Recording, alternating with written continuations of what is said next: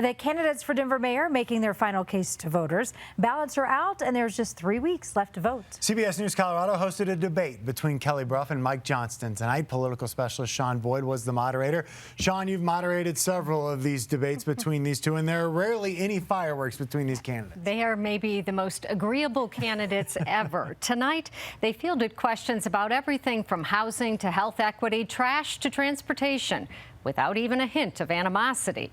But when they were given the opportunity to question each other, the tone of the debate changed very quickly. We have been on a stage a lot together. We have. It was a turning point in the debate as Brough turned to Mike Johnston and accused him of lying on taking money from the developer of Park Hill Golf Course and on taking credit for mass COVID testing, full-day kindergarten, and gun control when others had done the work. My question is, how do we know when you're telling us the truth?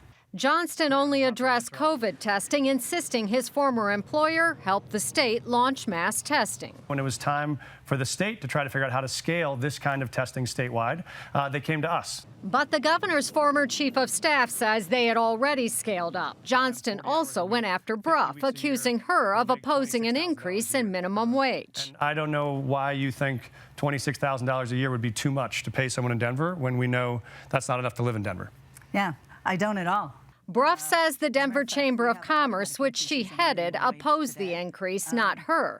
The candidates also defended their plans to help those who are homeless. Johnston has promised 1,400 tiny homes and motel rooms, but admits neither the money nor the land are assured. What we'll do is look at all the available options, then we'll sit down with communities and say, what do we think are the best of these options? Brough plans to work with surrounding cities and expand safe outdoor spaces, but those spaces have room now, and many refuse to go. She says she would consider arrests as a last resort.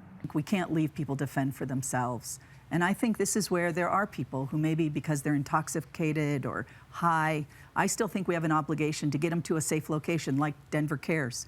On crime, both candidates said they would consider Aurora's approach of jail time for auto thieves, and they promised more coordination on construction projects to minimize disruptions and more accountability on services like trash pickup. You're tracking every day.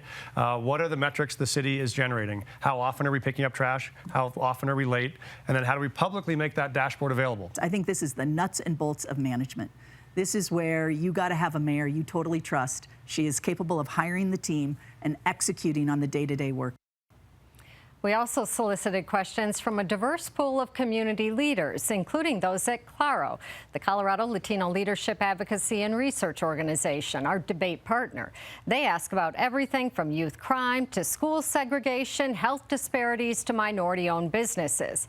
While Brough and Johnston are both centrists with similar positions on many subjects, they have their own ideas, really, for how to address the city's most pressing problems, and we certainly heard some of those tonight. Yeah, we sure did. Sean, nicely done. Thank you so much for that. And of course, if you missed some of it, you can catch it online at cbscolorado.com.